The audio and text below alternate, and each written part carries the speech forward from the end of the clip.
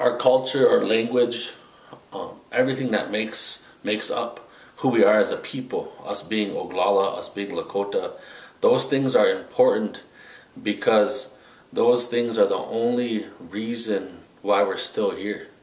There's many other tribal nations that didn't survive the colonization, the oppression, in some cases even the genocide of their nations. And as Oglala people, we resisted. Amongst most tribes, we resisted the longest. And and part of that resistance was we wanted to hold on to who we were.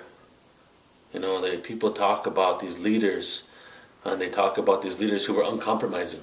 Leaders that said, "No, I'm not going to compromise this, or I'm not going to compromise that." And now I see why those leaders did that.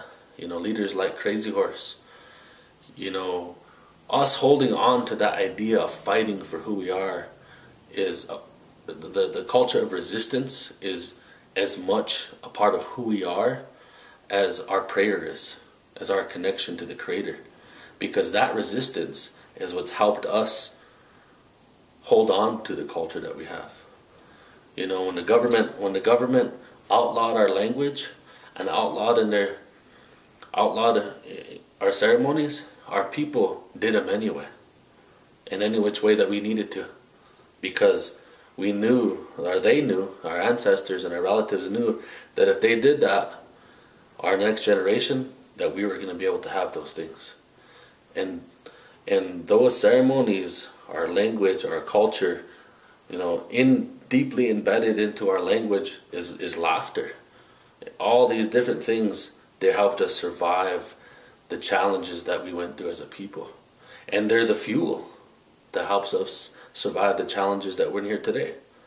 And so when we talk about culture, spirituality, identity, those aren't things that are in a box. Those aren't things that can be programmed, create a program for, because they're who we are collectively, all of us together as a people. And that's why those things are so important to us, is because they're the very things why we're still here, and that foundation is the very thing that's going to help us create a better future.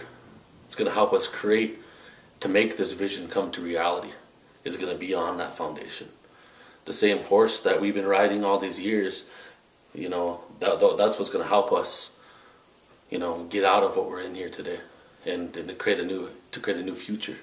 And so when you hear, Lakota people reference our culture, our identity, know that, as a people, it is who we are, and that we're willing to hold on to that no matter what the cost is, because we know that with that culture, the spirituality, the language, the identity, that those things, that we can get out of any struggle that we're in no matter what.